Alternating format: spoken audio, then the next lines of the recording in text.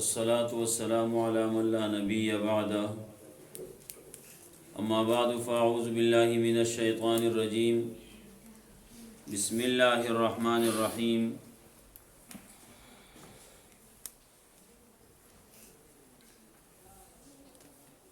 إنا أنزلناه في ليلة القدر وما أدراك ما ليلة القدر ليلة القدر خير من 1000 شهر تنزل الملائكة والروح فيها بإذن ربهم من كل أمر سلام هي حتى مطلع الفجر.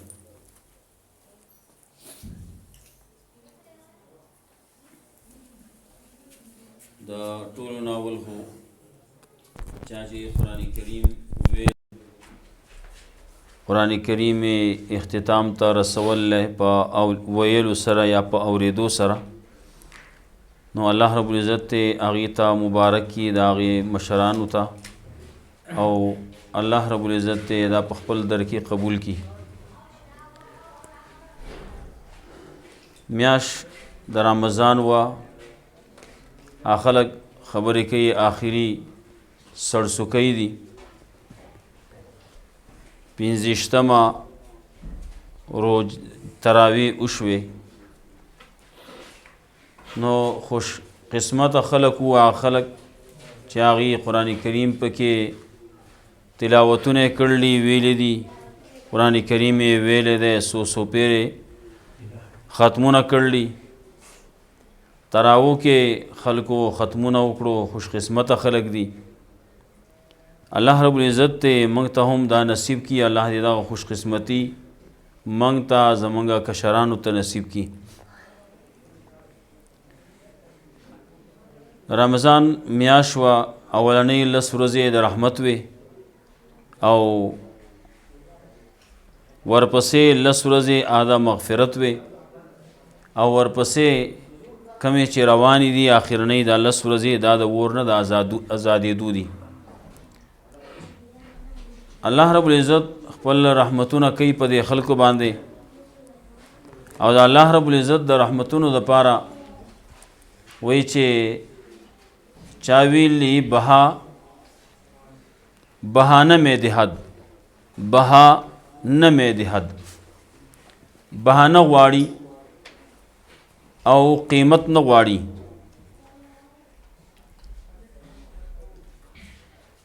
په معمولی بانه باندې الله رب العزت معافی کوي خلق معاف کوي د خپل بندگان دی ته گناهونه معاف کوي او دی د جنت د تلو مستحق کوي. یو خبره راتله رسول الله صلی الله علیه وسلم فرمایل چې د پیشو په وجه باندې یوه زنانه چې هغه نیکه زنانه وه نیک عمل زنانه وه خو الله هغه جهنم ته ولېږله په دې وجه باندې چې هغې پیشو بنده کړ وه تړلې وه پرېښودی نه چې ځان له چېرته بهر سرېدل وی چې ځان له څه زینده سر په دې ځمکه باندې ګرځي دا یې ځان یې نیولې وی خوړلې وی چېرته بل څه یې ځان له سرېدلې به وه لیکن هغې ته یې پرېښوده نه تړلی وه سیول ورکول نه د خوراک او د څښاک نو په هغې وجه باندې هغه پیشو مړه شوه. الله رب العزت په هغې باندې دومره خفه شو چې هغه ښځې چې هغه اگر چې نیک عمله ښځه وه و الله رب العزت جهنم ته ولېږله د هغې د جهنم فیصله وکړه. او بله یوه ښځه وه هغه څه نیکوکاره نه وه بد عمله غونته کې ښځه وه په لاره باندې روانه ده د یو کوهي په خوا کې یو سپی دی جبې راویستله او بس پروت دی او اخرنۍ د تندې د وجې نه خرابېږي څه حده پورې خراب شوی دی جو پروت دی او کیدای شي د دغې تندې د وجې نه هغه جو مړ شوی وی. هغې ښځې چې دا ولیده سپی یې ولیدو نو چې کوهي ته یې وکاته نو کوهي باندې بوکه نشتي. عام طور باندې په دې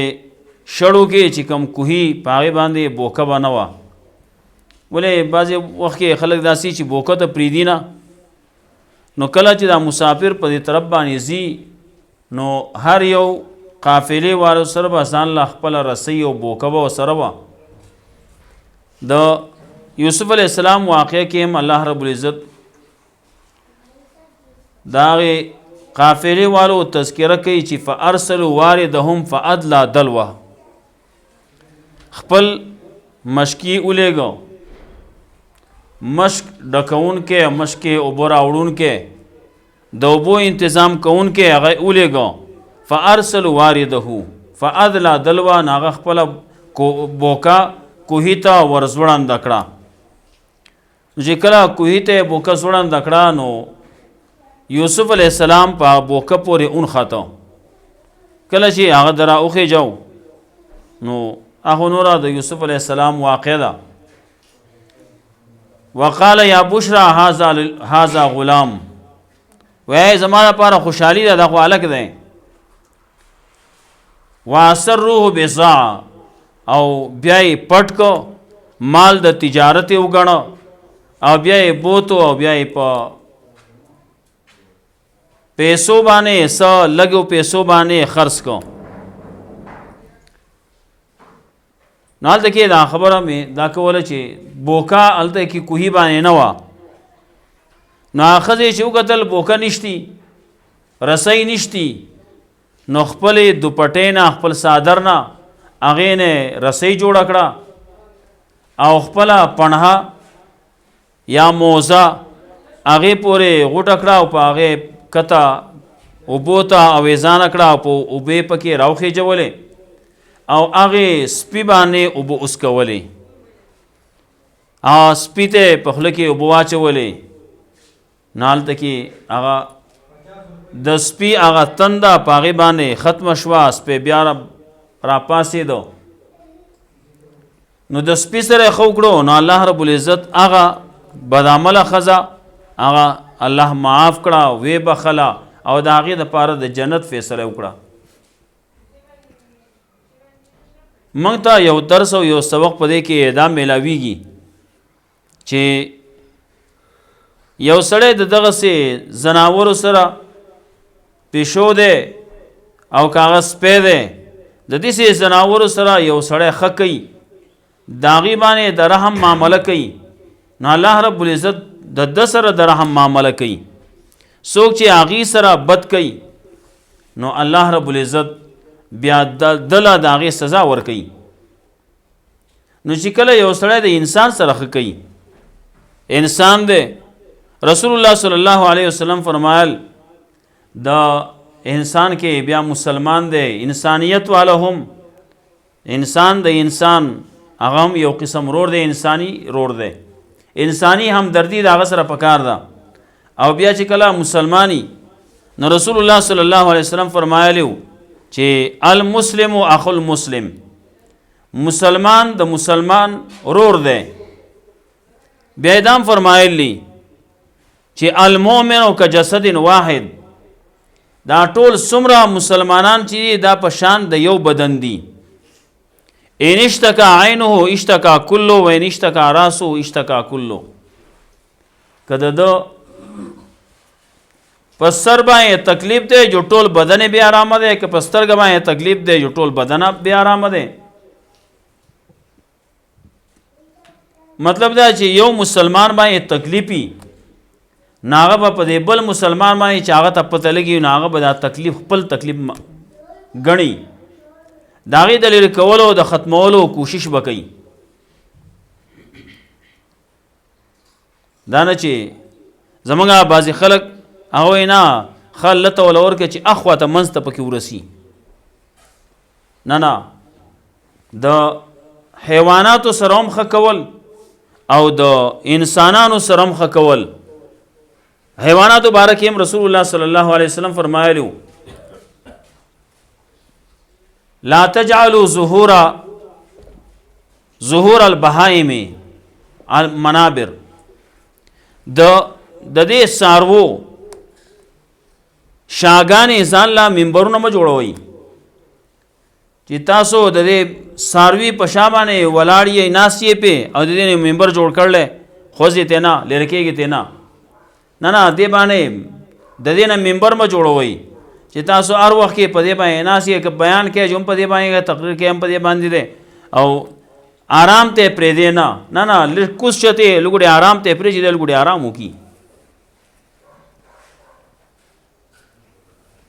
رسول الله صلی الله علیه وسلم فرمایلی اتقو تاسو او یریږئ د دې بهایم و معاجمو نه چې هغه څاروي دي ګونګیان دي سویلی نه شي یو سړی پې ظلم کوي غږ نه شي کولی هغه هر یو څاروی چې دی چې سپي باندې الله رب العزت دغسې یوه ښځه معاف کوي او پیشو باندې چې یوه ښځه الله جهنم ته لیږي چې پیشو سره بد کړلی نو زموږ د هغه نور څاروي هغه زموږ د کار څاروي دي که هغه خر دی که هغه قچر دی که هغه اس دی او که هغه میخه ده او که هغه غوا ده او که بیزه ده هر یو چې ده د ټولو چې ستا سره اوسېږي نو په تا باندې حق دی د هغې د خوراک د هغې د څښاک د هغې ستا نه به تپوس کولی کېږي. دغه څاروي دی نو د دې څاروو خبره دا هم راځي چې هغې باندې چې ته څه خورئ نو حرام به پې نه خورئ د دې تذکره دا راځي. علماء لیکلي اگر که سپی دی هغه مرداره خوري لیکن ته به وله راوړې نه ځي هلته کې ځانله مرداره خوري دی لیکن ته به وله نه راوړې. زموږ دا بعضې خلک د میخو له غواګانو له د څاروو له هم دا حرامه مرداره وله کله ورکوي چرګان مړه شي نه چر چېرته یا چا ګزار کړی آیا اوس په دې دور کې خو دا چرګان بیا عام دي هغه دغسې چې ته په دغه کې پراته وي ګاډي والا ځي هغه ګزار کړي ولې مړه شوي دي مردار شوي دي ګزار یې کړي سړی لاړ هغه چرګې راواغه سړی وړ او هلته کې ویې خوټ کوي هغه غوښه او شوروا په څاروي باندې اسکوي دا حرام دي مثلا د دې څاروي له دا مردار شی حرام شی نه شي ورکولی. دا کم چې د پردی فصل دی پردی خید دی پردی شوتل دی پردی نور څه دي هغه له ته ریبې او راوړې ورکوې وله دا حرام دی دا څاروی به سبا قیامت کې تا به په دې باندې الله ته مخامخ کوي ما باندې مرداره خورول حرام ما باندې خورول دي ولې هغه ته خو پته نشته که هغه په هغه طرف باندې ځي او شوړی وواله ستا نه به تپوس کېږي.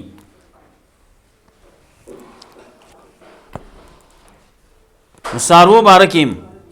نو څاروي خو څاروي دي د هغې په باره کې الله رب العزت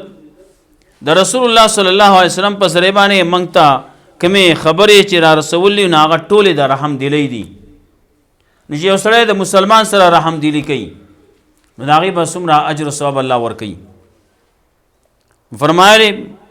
مسلمان د مسلمان رور دی دی به ورسره د رونو معامله کوي رور باندې سړی بد نه پوی پیرزو وسو کله چې زمانہ دومره د رسول الله صلی الله علیه وسلم نه لرې شوې ده نو خلک رور ته لګیا دی کوهې ورته کني چې دی پکې پرېوځي چې دا څه ماته څه دي ماته پاتې شي دا به بعضې رونه به یي دي سې لیکن اکثریت هغه داسې نه وي اخی نو ځکه رسول الله صلی الله علیه وسلم فرمایي چې مسلمان د مسلمان رور دی. نو کله یې وفرمایل چې من ستر مسلمن ستره الله یوم القیامه چا چې د یو مسلمان پرده پوشي وکړه الله رب العزت به د قیامت پر ورځ باندې د پرده پوشي وکړي. د قیامت پر ورځ باندې الله رب العزت یو سړی راوغواړي مسلمان وی پټې به ورسره خبرې وکړي چې تا ګوره دا ګناه دې کړی دا ګناه دې کړی دا ګناه دې کړی په دنیا کې ما په تا باندې پرده اچول وه تا په نورو مسلمانانو باندې د هغې بعضې عیبونه تا ته معلوم شوي خو تا پې پرده اچول وه نن هم ما په تا باندې پرده واچوله، ما ته معاف کړی او زه جنت ته. د مسلمان پسې ورپسې کېدل د هغه عیبونه معلومول، د دې نه الله رب العزت هم منع کړله، رسول الله صلی الله علیه وسلم ته منع کړله. لا تجسسو، تجسس مه کوئ چې د هغه عیب معلومه چې دغه څه عیب دی. سبا پاره زه بلیک میل کوي، خلک ورته وایي بلیک میل کوي، عیب معلوم کی نو تا چې ګوره پلان کې ځکه دا چل کړو. نو الله رب العزت وی لا تجسسو، تجسس مه کوئ، د بل مسلمان عیبونه مه معلوموئ. مسلمان دی په هغه باندې پرده واچوه. نو چا چې په پرده واچوله الله رب العزت به د قیامت پر ورځ باندې د باندې پرده واچوي. چا چې د یو مسلمان نه مصیبت لري کړو، د مسلمان نه مصیبت لري کو، هغه باندې سخت وا تکلیف وپې، داغه بعضې وخت کې هغه څه شي ته ضرورت او داغه امداد هغه سره وکړو، پیټ یې وړو پیټ یې نه شوړی، د ورسره نیم کو وی وړو سره مصیبت ته تکلیف دی که نه، هغه تکلیف یې د مسلمان نه لرې کو. نو رسول الله صلی الله علیه وسلم فرمایي چې د قیامت په ورځ باندې الله به د دنه قربة من قرب یوم الاخره، د قیامت په ورځ باندې د غټ مصیبتونه د دنه الله لرې کړي. دا ټول څه چې دي زموږ پښتو کې خلک وایي څه چې کرې آبرې به، دنیا کې چې څنګه کړلې هغه شان دی بالته میلاویږي. تا د مسلمان څه خیر خواهی کړله، د مسلمان سره تا څه کړلی او تا تالته میلاویږي. که دلته کې د مسلمان خپې دی والی جو هلته کې به ستا خپې والی کېږي، که دلته کې د مسلمان ښېګړه کړله هلته کې به ستا ښېګړه کولی کېږي، دلته کې د مسلمان پرده پوشي دی کړله هلته به ستا پرده پوشي کېږي، دلته کې تا د یو مسلمان پرده دری کړله، پرده دې تی اوچته کړله، د هغه عیبونه دې خلکو ته ښکاره کړلي، هلته کې به ستا عیبونه خلکو ته ښکاره کړی شي. دارنګې میسر مسلمن، چا چې په یو مسلمان باندې آسانی راوسته نو الله رب العزت په قیامت په ورځ باندې سخت ورځ سیدا به آسانه کی. خبره مې دا وې څه چې کریا برې به پښتو کې زموږ خلک وي چې څه دې کړلي اب هلته کې ریبې، دلته کې یو خو حقوق الله دي. حقوق الله خبره اسانه ده، یو حقوق العباد دي، د هغې خبره بیا رستو ګرانېږي. الله رب العزت حقوق الله کې د یو سړي کمی کړی، قیامت پر ورځ باندې غواړي معاف به کړي، لیکن حقوق العباد کې دنیا کې کمی کړلی نو دغه کمی بیا الله رب العزت معاف کوي نه. دا پردی حق دی، پردی حق الله نه معاف کوي. هغه خبره کوي پردی خره نه خیرات کېږي، دی پردی پلان کې سړی لګیا پردی خره خیرات کوي، پردی خره نه خیرات کېږي. دی به په دنیا کې چې څه کړلي هغه به هلته کې هغه ته میلاویږي، دنیا کې ښه کړلي هلته به ښه میلاویږي. حقوق الله دي، حقوق الله کې دا ټولو نه اولنی شی هغه خو د الله حق هغه توحید دی، هغه د شرک نه ځان ساتلی، دا د ټولو نه اولنی خبره ده. او ورپسې ایمان پسې منځ دی. د مانځه نه وروستو دا نورې خبرې بیا مانځه نه وروستو دي، که هغه روژه ده د مانځه نه وروستو ده، که هغه حج دی د مانځه نه وروستو دی، که زکات دی د مانځه نه وروستو دی، د ټولو نه اولنی شی هغه مونځ دی. رسول الله صلی الله علیه وسلم فرمایلی چا چې مونځ قایم کو نه د دین قایم کو، او چا چې مونځ پرېښودو من ترک الصلاة فقد هدم الدین، دین یې ونړاو. نو د الله په حقونو کې خو دغه دي. په دې منځونو کې که سړی قیامت ته لاړ مانځه کې کمی شوی دی، څه منځونه یې پاتې شوي دي نه یې دي کړي، یا مانځه کې داسې حالات راغلي هغه منځ یې نه دی شوی، خیال داو ما اودس کړل او داسې مات شوی دی د دې پته هم نه لګېدلي نو په بیا اودس مونځ نه کېږي بیا اودس مونځ نه کېږي دلته کې دی چې هلته کې لاړ قیامت کې دا پلانکې مونځونه دې نه دي کړي یا الله ما خو کړلی بیا اودس دې کړی بیا اودس خو نه قبلي الله بو ایسا د سنت دي د نوافل دي هغه ول وګورئ او هغه په دغه ځای کې ولګوئ بیا د الله خو خدای څنګه کوي لکه دلته کې موږ یو خبره د روزې باره کې کېږي چې سړی فرض مونځ کوي نو الله رب العزت وله په اویاو باندې بدله ورکوي او چې سړی نفل کوي نو الله وله د فرض مقدار اجر ورکوي نو یو په مقابله د اویاو کې شو نو چې یو په اویاو کې شو نو مطلب اویا نوافل چې یو ځای کې نو یو فرض مونځ به جوړ شي نو دغه اویا نوافل دا په یو ځای باندې راولي او دا په فرضو کې کېدي داسې هم کېدی شي د دې نه علاوه نور خلک په دنیا کې چې موږ وګورو حسابونه کوو نو حسابونه چې کینو یو طرف ته یو نوٹ ته د زرو نو که د دغه زرو سره برابرواله غواړي د 100 روپو د نوټونو نو لس په پکاري لس نوټونه د 100 کې ناغه به د زرو هغه مقابله ته ورسی د زرو هغه سیبه اونسی ک داغه نه لګوډه د 100 نه نور کم کې چې د 100 نه کم شو 50 کې نو بیا به 100 نوټونه پکاري چې هغه د زرو زیب نسی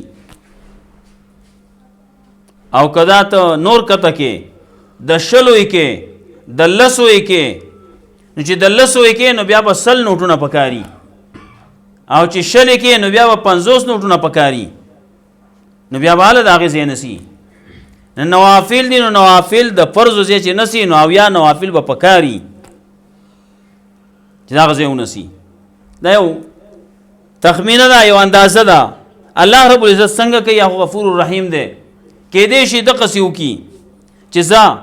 دغه یو نفل راواخلا د په یو کې ورکزا فرض په پورا کولا نو یو خدا نوافلو داغه خیال ساتل پکار دی چې موږ نوافل دومره کو که فرضو کې سبا چته سکمه راشي چې دغه نوافل باندې پوره کیږي نوافل دومره پکار دی چې هغه د فرضونه په اویا چنده باندې سیاتی یو حساب خو دغه دی او نور اما حساب د 100 روپو د نوٹ خبره مې وکړه نو کې دې شي الله رب العزت د قیو یو په یو باندې شي نګه د 100 روپو نوٹ راغلی ځای دا ماته په 100 روپے قبول لې دا نوٹ ته د معاف شوي نو که الله دې سیو کی الله غفور رحیم دی هل سودی تاسو کوونکې خو نشته حسن اوسه په کار دی کنه یو خبره دغه ده نو یو طرف ته حقوق الله دی نو حقوق الله کې الله رب العزت دغه سکی زو دا اوسه سره کوي اسه معاف کوي زئی لیکن حقوق العباد دی حقوق العباد کې بیا هغه کې دغه سي وچ پوچه معافي نه کیږي بعضې دنیا کې کم کارونه چې دي کم حسابونه چې دي خلکو دې نه ځان سره وړلي قیامت ته مرګ نرسته قبر ته وړلي وي نو چې قبر ته ویوړو نه حساب کتاب بکیږي بیا نو څنګه بکیږي حالت باندې کې نیک اعمال ورکول کیږي نیک اعمال ورکا څومره دغه 10 روپۍ دي ته اغستې دي په زور باندې دا 10 روپو څومره نه کوي کیږي آته ددن واخله اوس 10 روپۍ دي 10 روپۍ ملاويږي نه ال تشته نه چې 10 روپۍ شته نه نو وسو د سړي خپل خوغه دنو چې یو شی د 10 روپو ده هغه پتا مې په 100 در خرڅي د خلکو کړلی ا دې دلته کې په 10 روپۍ پیاله چي یا په 100 روپۍ یا په 500 روپۍ وای په یو پیاله چې خلکو خرڅ کړل په 1500 روپۍ باندې په 1000 روپۍ خرڅ کړل د زرونه په زیات باندې خرڅ کړل امه کې په دې جمع کې په مری کې چې کوم حالات راغلیو نو خلکو چې کوم زیاتې کړل کوم نه په داسې حساب باندې کړل نو آلته کې حساب کتاب هغه د الله خو خدا بیا او دغه سړی خو خدا چې دا سړی په سو باندې رضا کیږي په څومره نیکو باندې رضا کیږي نه که نیکی هغه ډېرې غواړي د 10 روپو مقابله کې نو هغه به یار څه چی نه هغه به واخلي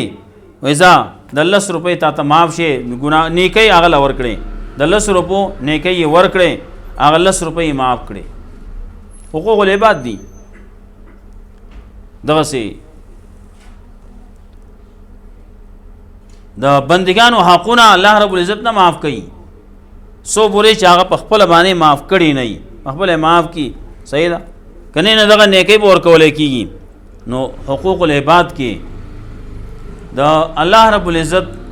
د انسانانو په انسانانو باندې حقونه خو دي د مسلمان په مسلمان باندې حق ده د گاونډي په گاونډي باندې حق ده نو حق هغه ته سړی مطالبه کوي سړی مطالبه کولای شي سړی په کیس کولای شي زما په حق ده زما حق دی راکی نو د گاونډي په گاونډي باندې حق ده د مسلمان په مسلمان باندې حقونه دي دغه حقونه چې موږ پوره کون کې جوړ شو د مال او دولت په لحاظ سره کوم حقونه چې زموږ عام طور باندې د قرضونو قصې ډېرې د ځمکو قصې ډېرې نو یو سړی نه پیسې اخیستې دي اوس یې نه ورکوي زموږ د قرض په باره کې خبرې دغه دي خلک وایي ورکه په لاس او ګرځه په خپو پلان کې پیسې ورکړلي ها نو ځان له سړو کا نوې جوړه واخله اوسو چې هغه زه راځي په اب اصولېږي ختم بشي خو میلاو بنشي دته نمونه مسلمانانو حقوق العباد کې خو مسله دغه روانه ده قرض ده رسول الله صلی الله علیه وسلم یو دورو چې غریبواله نو تپوس به وکړو دې سړی باندې قرض شته کنه چې سړی مړ شو قرض پښته کې نشته به او یا قرض خو پښته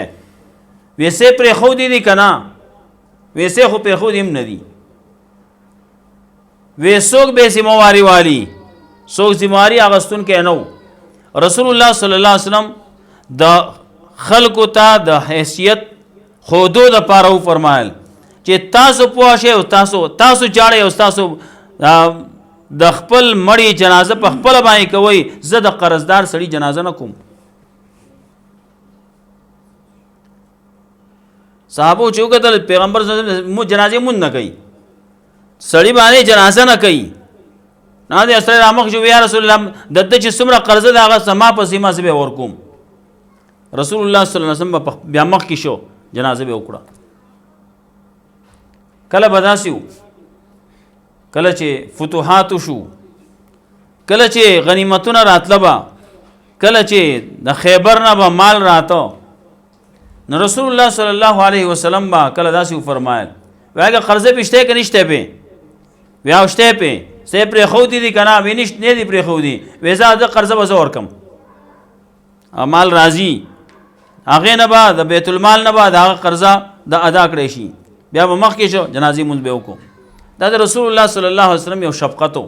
په خپل باندې ذمہواری واغستا ادا عام هم رسول الله صلی الله علیه وسلم فرمایلیو چا چې مال پرې خو د خپل ورثو د پاره ده او که چا قرض پرې خو دي دا ناغه زما په ذمہ پیغمبر صلی الله علیه وسلم د قرض بزور کو ولی قرضدار سره الته کې پیغمبر جنازه نه کوي قرضدار سره بیا بخله کیږي نه چې بخله کیږي نه او یو روایت میں لیدو یو کتاب کې چې روزانه یو نه کی د دغه سړی چې د په قرض کې ټال مټول کوي نو ور کوي یو نه کی د روزانه کټ کیږي او کم سړی چې چاله قرض ور کړل داغه خو روزانه د نیکی ثواب کیږي دا د روزانه د صدقې ثواب کیږي د سیدا لګیږي چې دغه مال د صدقه کوي روزانه دومره ثوابونه د کیږي لیکن هغه بل طرف ته چې کله داغه ټیم پوره شو بیا به ټال مټول کوي نو رسول الله صلی الله علیه وسلم فرمایلی یو روایت کې راغلی چې د دنه یو نیکی روزانه په تور باندې کټ کول کیږي روزانه نیکی کټکی زمونږ نیکی څومره دي نو سره تشتور پاتې شي کنه نو بیا چې روان یې تشتور خان روان دی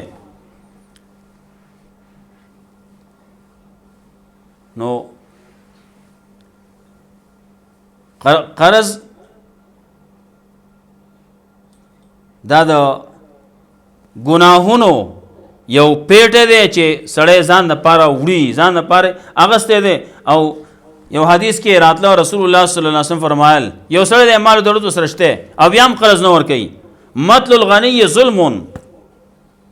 د ده چې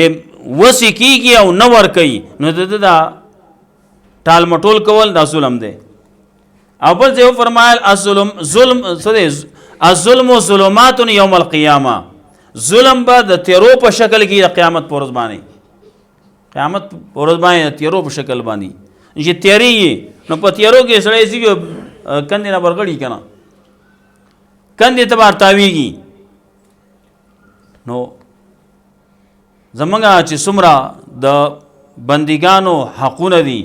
د انسانانو حقونه دي موږ باندې څومره حقونه دي دغه حقونه لري کول پکار دي ادا کول پکار دي داغه نه معاف کول پکار دي که معاف نشي او ادا نه کړی شي نو ځان لپاره سړی پیټه وړي اولته کې بیا هغه پیسې قرض ادا کول کېدی نشي نو د هغې پسې به خپل نیکۍ سړی ورکوي او سړی چې د نیکۍ ورکي نو حدیث نه چې د نیکو نه بالکل خالی شي او د هغه دپاره فیصله وکړی شي زه جهنم ته وغورځوئ او لکه دغه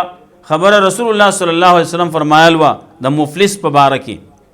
وی مفلس څوک دی وی مفلس دغه دی که نه چې څه ورسره نه وی رسول الله صلی دا نه دی وی مفلس کم یو دی دینی مفلس په دې امت کې مفلس کم یو دی وی مفلس هغه دی چې ډېر اعمال یې کړي ډېرې نیکیانې یې کړلي مونځونه یې کړلي تلاوتونه یې کړلي ذکرونه یې کړلي صدقې ورکړلي عمرې یې کړلي حجونه یې کړلي زکاتونه یې ورکړلي صدقې ورکړلي ډېر شی مال ډېر شی نیکیانې جمع کړلي لیکن په دنیا کې د بعضې خلکو نه مال اغستی دی څوک یې وهلی چا باندې بهتان لګولی چا یې غیبت کړلی او سبا قیامت شي هغه خلک به راشي یا الله زما یې غیبت کړلی یا الله زه یې وهلی یا الله زما پې قرضه ده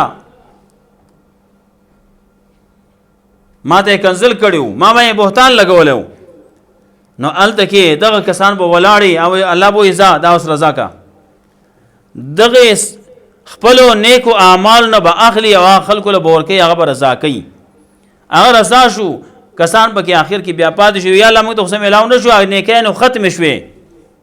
نیکۍ ختمې شوې دي موږ ته پکې څه میلاو نه شو نو وبه ویلی شي چې ځه د چا چې په ده باندې حق دی او دی نشي ورکولی نو داسې وکړي د ده باندې چې کوم ګناهونه دي هغه ګناهونه واخلي په ده باندې کېدی هغه هم د رضا په باره کې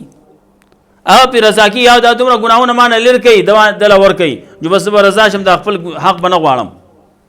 هغه شان چل به وشي ګناهونه به د بل سړي واغستی شي او په ده باندې به بار کړی شي نیکۍ ټولې ختمې شوي دي اوس د خلکو ګناهونه هغه رااغستی کېږي او په ده باندې ایښودی کېږي مفلس اصل کې دا دی او فیصله به وشي ځئ جهنم ته وغورځوئ نو دنیا کې موږ سره ټیم دی وخت دی په دې کې د خلکو نه د چا چې حق دی د هغو نه سړی حق معاف کولی شي ما ته حق معاف کا دا ویلی شي چې د دې په بدله کې تعالی زه څه شی در کومه دغه معاف کا لږ څه وله ورکي وایي دا نور ما ته پرېږده د هغه طرف نه معاف شي بیا ښه ده دغه شانتې ونه شي ادا کولې لازمي دي ادا کولې پکار دي ادا نه کړی شو معافي ونه کړی شوه نو خبره لاړه قیامت ته نو هلته کې بیا مسله نو پکار دا ده چې زمونږ چې کله د دنیا نو رخصتېږو چې موږ باندې د چا حق پورې نه وي د الله حق دی الله غفور رحیم دی هغه به کېږي لیکن د الله حق هم پوره کول غواړي داسې نه چې موږ ځه الله غفور رحیم دی نه کله کله الله رب العزت بیا د جباریت او د قهار هغه صفت هم د الله شته نو پکار نو داسې